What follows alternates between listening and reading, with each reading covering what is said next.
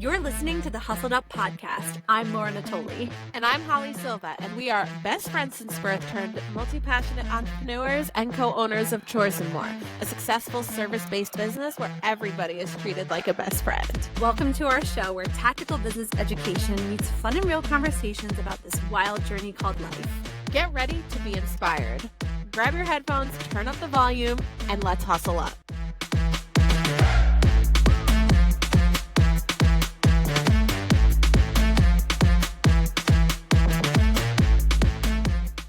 What is up, friends? Welcome back to this week's episode of Hustled Up. We are your hosts, and my name is Laura. I'm Holly, and I have a sugar rush from the crumble cookies I just ate. Oh my gosh, stop. Don't even talk about it. I think Holly and I actually got a little high, like a sugar high. No joke. We did. We're loopy. Yeah. So we are. This episode sounds a little off. I promise we did not take drugs. We did take the drug of sugar, if that counts as a drug, which it feels like it does. It's definitely a drug. Yeah. From personal experience, yes, it is. It was delicious, but definitely a drug. So if we're loopy, I apologize, and it'll just make the episode more fun, I think. It definitely will. Right? So if, as always, guys, I gotta do it. Before we dive into the topic, you know what's coming. I have to ask you, please, if you are loving this episode, if you're loving this podcast, please rate, review, subscribe wherever you're listening. If you're watching us on YouTube, definitely hit that subscribe button.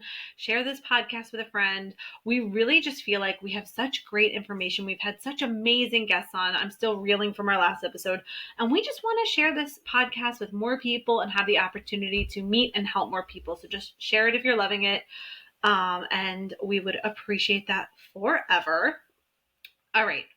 Time to jump into this episode topic, and I think it's going to be a really fun one today. We are actually going to be solving an issue with you guys in real time. We have been having an issue, particularly with our initial deep cleanings, where our techs are running behind, and we needed to figure out, is this an us issue? Is this a them issue? Where do we go wrong, and how do we fix this problem? So we did a little bit of auditing, so we are here to report our findings, and then we're definitely going to do a part 2 in the future, where once we have put these plans in action and we have solved the problem, we'll come back and speak about that too.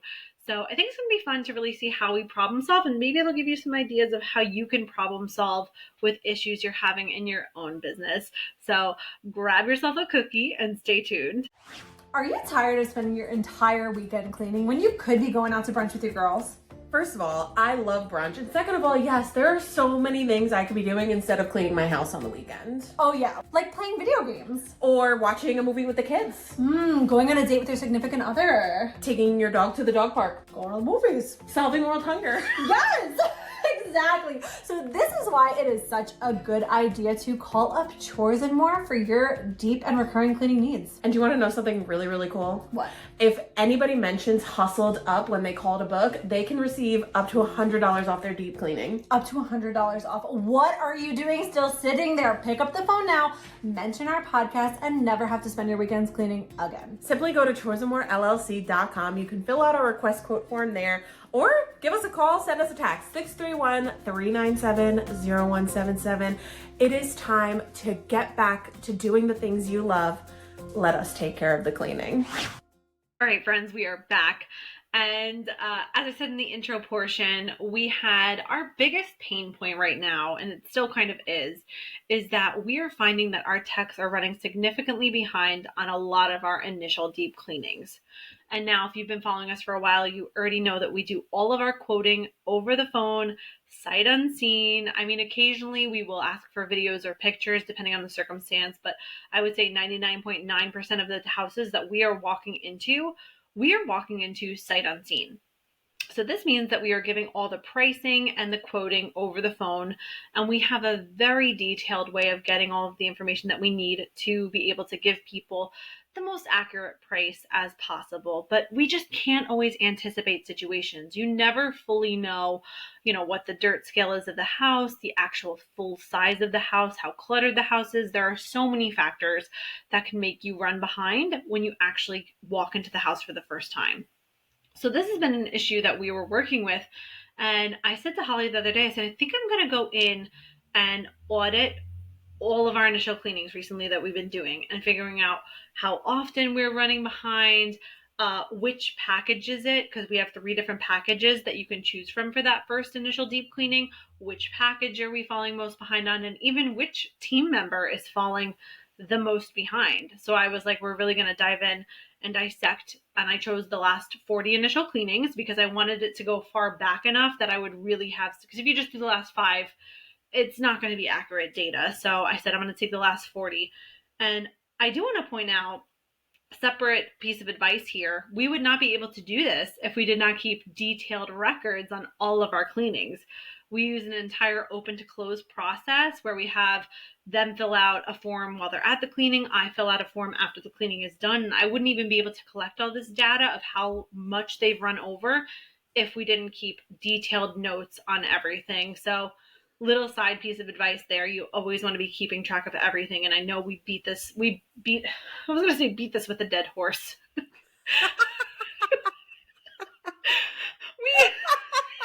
That's not right. That's not right. No, you're beating the dead horse. We've beaten the keep track of your numbers horse a lot of times. That horse is dead. But this is the crumble cookies. Oh, it is turning red. But yeah, I beat that horse a lot, but I beat it again. And just track your shit, guys. Just track your stuff. It's as simple as that. But anyway, Holly, what did we find? We found some information, and then certain things we were like, we found a whole lot of nothing. Yeah, so that's the funny part about the whole thing, is that we kept track. Laura audited like which cleaning packages ran, like did any one package tend to throw them off more than others? Did any one person run more late than others? So to give you a couple of the statistics from what I believe, Laura, correct me if I'm wrong, the number one statistic was, okay, what is the percentage of cleanings that we are running behind on? We are running behind on 40%, right? So we're Yep. getting out on time 60% of the time. So 40% of the time we're off. And so it's funny because even though that's not a great number, like it's not a number that we strive for, like we definitely want to be better with that number, but I thought it was like 75% of the time we were running late. Cause like as Me a too. business owner, I feel like as a business owner, we tend to focus on the bad more than the good sometimes. And we forget, like when things are going smooth, it's like you almost forget about them, or when things go right.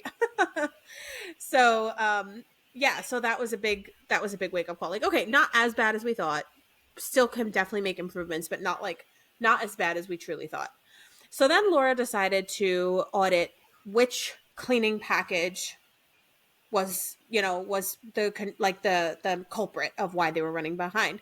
And what she found was that, and I don't have the exact numbers, Laura, you're more than welcome to give them, but they were all kind of even. Like out of that 40%, it was split pretty evenly. Like they're running behind on all 3 packages the same amount of time, if that makes sense. Yeah, the lowest package was where we are running the most ahead. I would say we have 3 different packages, and the 2 top tier packages, they are running a little more behind more often on those. So, the bottom tier package, though, which I thought that our top, we have a bronze, silver, and a gold. In my head was like, oh, they run behind at every single gold cleaning. That's not the case. There was quite a few gold cleanings where they ran right on time. So, it's definitely eye-opening, because I feel like you can think something and you can feel something, but when you have cold, hard facts and numbers in front of you, you're like, oh, it's not what I thought or felt. The numbers don't lie. And so when we discovered that, we said, okay, so what is the difference between the silver and golds? They're running behind a little more frequently on the silver and golds. What is the difference between those and the bronze cleanings? And the difference is the wet wiping of moldings. This is included in our silver and bronze, getting on your hands and knees, doing baseboards, windowsills, door moldings, doors, as well as sanitizing doorknobs, light switch plates, and I think windowsills. If I didn't say that. So that the process, and I told Laura this after actually going out and doing a silver cleaning myself the other day. I said, girl, the wiping of things is just, it takes so much time. So I told her, maybe this is a pricing issue. Maybe the gap between the bronze and the silver cleaning is not big enough. There needs to be a bigger financial gap there. Like the silver has to be priced a little more high, a little higher. I'm so Holly's a little sorry. more high. Sorry, guys.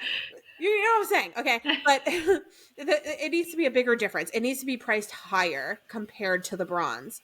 And then the silver to the gold, the difference is interior appliances and interior windows, which the appliances, yes, they take a while, but the windows really don't. And you're already still wiping baseboards and stuff. So it is going to take a lot of time, but the gap doesn't need to be as huge. But there needs to be a significant cost difference between the bronze and the silver. So that was kind of the first thing that we realized when we did this audit, or at least, one of the things we're going to try and see if it works. Yeah, and I think it will, honestly, because you're so right. The fact that the bronze runs on time more, and it's like, what is the commonality between the silver and gold? It's the wet wiping. Yeah. So I think that that's a great place to start is, okay, these two packages need to be more. Yeah. Yeah. So Laura will be pricing the silver and golds a little bit higher than she's been. She's going to make a bigger cost difference between the bronze and the silver, and the bronze and the gold, so that we can try to see if that's going to help them move a little bit quicker, and meet those time targets.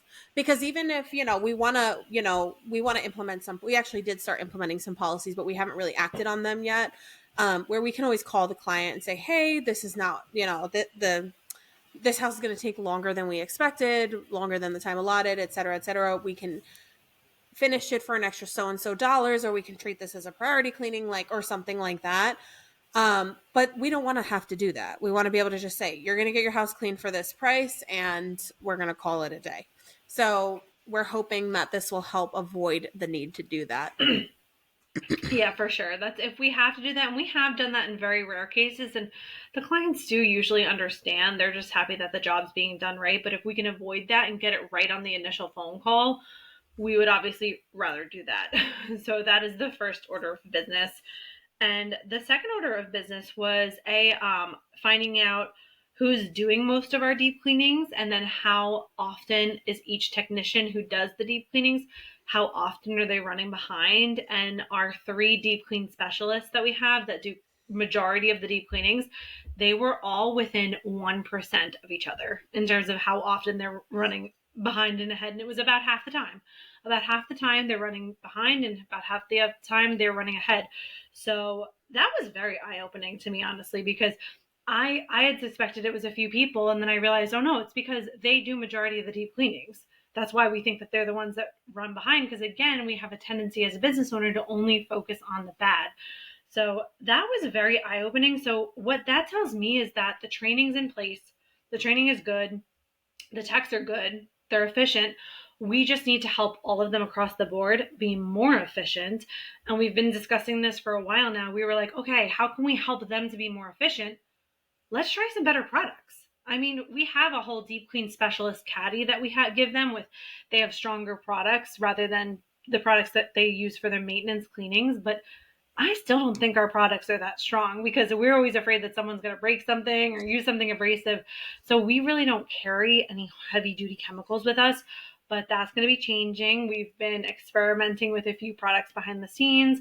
We're going to be trying out a few different things and seeing how we can speed up time, because when you have a really heavy duty soap scummy shower, or for example, the other day Ashley was on a deep cleaning and she was doing a shower in a house where the previous owner had smoked. It was a move-in cleaning. The previous owners used to smoke inside the house. So that buildup of tar and just residue from the smoke was so thick on the shower. She literally was messaging us and was like, can you bring me a different product? Like, when it comes to really heavy duty, high dirt scale restoration cleanings, having the right product will make all the difference. So I do think this one's going to be huge for us. Like, it's not their labor. Like, their technique is good. We just need to give them the tools so that, we can price it better on our side, and then they can move faster on their side. Right. Because it was a good lesson that it wasn't like a people problem. Like it wasn't a one specific person problem where we would need to pull them in. Because if we found that one of them was running significantly more behind or more behind more of the time, then we would have had to pull them in and say, okay, how can we help you, get your speed up personally, specifically, because you're falling more behind than other people. But yeah, that was a good thing that we discovered, because now it's like, okay, they're all falling behind the same amount of time, which is so interesting. So this clearly means it is a pricing problem to a degree, and B, and this is probably the bigger one in my opinion, is that we're not using the right chemicals and the right tools for a deep clean. Which is, they can work magic with like less abrasive things or less, toxic things, I guess, if you will. They really can, but they're taking a lot more time to make it perfect. So now they can really just, if they're able to use stronger things, they can cut their time down significantly. And, that's honestly, if you're on Clean Talk the way Laura and I are, the one thing you'll learn is that the chemicals you use are like the most important thing in terms of your efficiency. So I'm hoping we're going to have our number one deep clean specialist. She's kind of like our like field manager, Ashley. We're going to like mess around with her kit when she comes in next week. We're going to give her some new products. We have a couple things from Long's products that we're going to try, a couple things from Speed Cleaning that we're going to try as well. We're going to give some things to her. She's going to experiment with them and report back to us and see what's working and what's not. And these will be things specific to the deep clean specialist caddies, because the maintenance cleanings don't need them, and also they are a little more like they could be damaging if not used right. Like they're not, if you're using Dawn dish soap and water, you're not going to really damage anything. But with these products, it gets a little more scary. So me and Laura also have to overcome our fears with this. So it's going to be a bit of a challenge for us for sure. But there are trained deep clean specialists for a reason. And as long as we have good, strict training in place for them and good systems, and we just really communicate how to use these products, there's no reason why we should have any issues. Yeah, it's definitely a trust issue on our end too, because I even get scared to use them. So giving them to Ashley, I feel most comfortable. But then as a deep clean specialist, they're also going to be working in a team with non-deep clean specialists. So this is going to be a big training across the board for our entire team. Everyone's going to have to know and learn, what can I use this on? What will this damage? So it's going to definitely be a transition. I mean, as humans, we hate change, right? So I hate the thought of changing out any of our products. But if it's going to make our production rates quicker, then it's worth it, because as our coach always says, you can't be expensive and slow. And it's true. If we're charging, we're pricing based on how many labor hours we think a job's going to take. And we can't charge the rates that we want to be charging if we're also cleaning slow, because that just wouldn't be fair to the client. So it's definitely going to help. And we even then took it a step further once I went through, and when I audited each initial cleaning, if they did run behind, I wrote how many labor hours they went behind. So me and Holly sat down, we went through all of them, and anything that ran more than maybe like 3 labor hours over, we sat down and we said, okay, why was this? And a lot of the time it was a pricing issue, or just an issue where they get to the house, it looks clean, they think they're going to finish on time. But then when you get into the nitty gritty of the dirt, sometimes you're not aware of how dusty a room could be, or how thick the soap scum in the shower or the grease in the kitchen is. So those things can sneak up on you. But a lot of the time it was little things where I maybe on my end didn't do as much investigative work as I needed. Like, for example, I knew a house had dogs, but this house that they went really behind on, they had 2 huskies. And that will make all the difference in the world. Or a gold cleaning where we're doing the interior appliances. This client had 2 fridges, and I was unaware of this, and the team didn't think to ask, so they cleaned out both fridges, even though only one fridge was factored in the price. So these little details that, over the years, we have been really defining what kind of questions we're going to be asking to get as much information, but it's so important that you do your detective work behind the scenes before the call. It's so important that when your team gets to a job and does run into any problems that maybe they didn't know about, like an extra fridge that's going to take at least an extra hour to an hour and a half, that they report to you and let you know so that you can adjust the price accordingly. So it's just about knowing all these things ahead of the time, making sure your team knows to communicate to you when they get there, and also making sure that they have the right tools. So this was definitely eye-opening. I was like, ooh, what else can I audit? No, it's true. I love it. The math is the path, as Queen Kathy said on last week's episode. Uh, but it's true, like the numbers don't lie. I know it's not technically math, but the numbers don't lie. And the other thing is that, which we didn't really even need the audit to like realize this, but even with all of these things that we're going to do to improve that number, which I'm like hoping we do, we will improve this number, because if these methods don't work, we'll try something else. But at the end of the day, the other thing is that the techs need to know when they're going to fall behind, the deep clean specialist. So this is something we're going to be working out as well, with really specific forms attached to each job so that they can fill them out, rate the dirt scale, rate the like amount of shower scum in the tub, or the soap scum in the tub, I mean, the amount of dust on the walls, cobwebs, like just things like that. So we're going to try to get really specific, because we added a brand new policy where if they think they're going to run more than, I think it's like an hour per person behind, they'll like have to let us know, and we'll have to call and make adjustments to the cost. So this is something that we don't want to do often, but we want to be able to do it if we can. But they need to let us know within a certain amount of time. We can't call at the end of the cleaning and be like, oh, hey, they need another 2 hours. It's going to cost you another $110. That's not going to work. So we're trying to like figure out how we can get them to understand the dirt scale on an initial walkthrough, or at least in that first hour, so that we can make proper adjustments if need be. So that was another thing, another way we're trying to like kind of solve the problem of like losing money on these initial cleanings, because we've been eating a lot of money on them. Yeah, it's tough because we want to make sure that our technicians get paid for their time. If they do go over, we always tell them we'd rather you stay longer at the job and we'll pay you for that time and make the client happy, rather than half-ass the job just so you can get out of there. So it's definitely a tricky balance. And I think another thing to keep in mind that I didn't even think of until you brought this up, Holly, when we sat down, Holly was like, well, all right, we're at 60%. It's not great, but it's better than we thought. What number is our goal? What number do we want to hit? And of course, we'd love to hit 100% of the time, but that's just not realistic unless you're doing in-home estimates, and that's still not realistic. There's no way you can know. Even when we were doing in-home walkthroughs, we still got it wrong a lot of the time.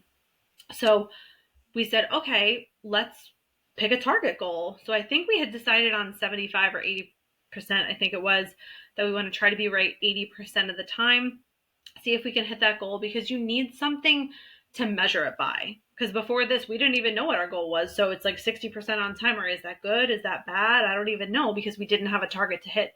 So now, after we put these things in place, how will we know if they actually worked? Well, if we're getting close to that 80% where we can feel comfortable and we're not losing a ton of money, that's a good place to aim for. Yeah, I feel like I'm really terrible at setting like targeted goals. So I was like, let's do this. Like, what is the goal? And Laura was like, I don't know what the goal is. And so we just kind of pulled it out of our butts, but we'll see if we can hit it. And if we do, then we'll increase the goal even more. Yep. We'll just keep striving until we get to that 100%, baby. Yeah.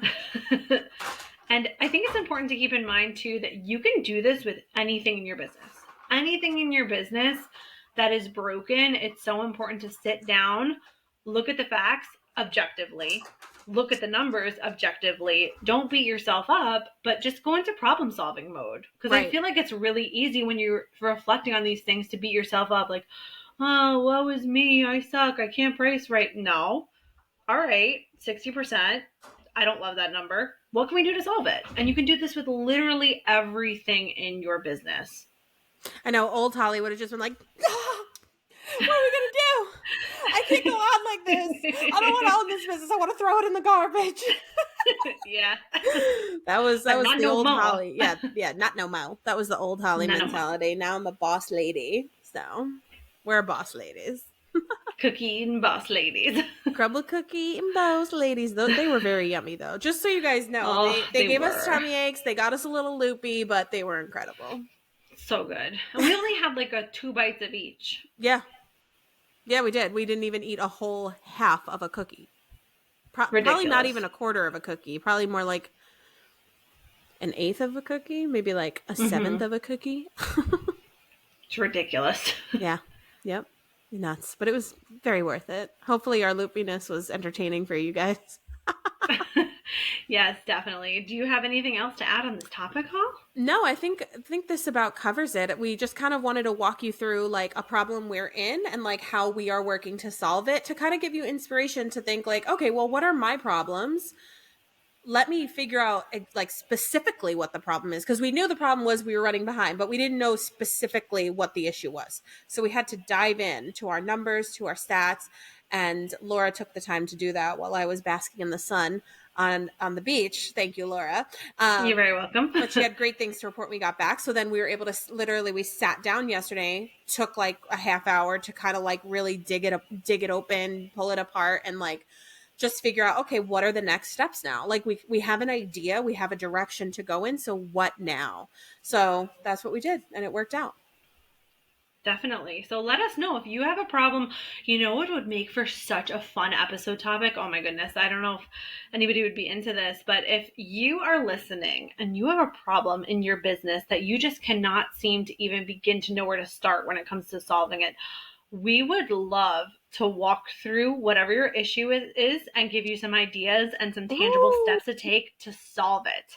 How fun would that be? Oh my goodness, that would be so much fun. That's like a hot seat. I love it. Right? Let's like a little do hot it. seat. So if you got a problem, you know, I could think of a few people in mind to reach out to that if you have a problem, please let us know. We would love to help you solve it, because sometimes I feel like it's so hard to see what's right in front of you when you're deep in the weeds of the issue. Mm-hmm. Sometimes it's really nice to have an outside, unbiased perspective to just come in, and then once they say something to you, you're like, oh my God, duh. Like that happens to us all the time with our coach. Like our coach Beth, that when we meet with her, she'll say something and I'll be like, oh my God, why didn't I think of that? Because you can't see, what's that saying? You can't see the forest for the trees or something. You can't see what's the... No, I never heard of that. I don't know. Yeah, you can't see the forest amongst the trees because the trees are in the way. Yeah. Like your problems are in the way. Yeah. Can't see the solution. Yes. Yeah. I love that. So let analogy. us know. Email us, please, if you're interested. Maybe we'll go to TikTok and like put the word out that we're looking for somebody to go in the hustled up hot seat. Yeah. You don't even have to come on the episode. Like you can just type it out to us and then we'll bring it here and like talk about it. Oh, love it. Love it. Let's do it. Well, on that note, if you want to reach out to us with your problems, you can find us on multiple places on the internet. You can always send us an email at hustleduppodcast@gmail.com. Follow our Instagram at hustleduppodcast. If you want to connect with our business, we are at Chores and More. We post a ton of fun tutorials, dances, cleaning videos, all that good stuff. And if you want to connect with me, you can find me on Laura Anatoli on literally everything. I don't know what Holly's handles are because she changes them every other week. I don't know what mine are anymore either. They'll be linked in the description below and in the show notes on our website. So go to hustleduppodcast.com if you want to connect with me further. Perfect. All right. Well, this has been so much fun. I really hope that you guys write in with your problems and go have a kick-ass week. We'll see you next time.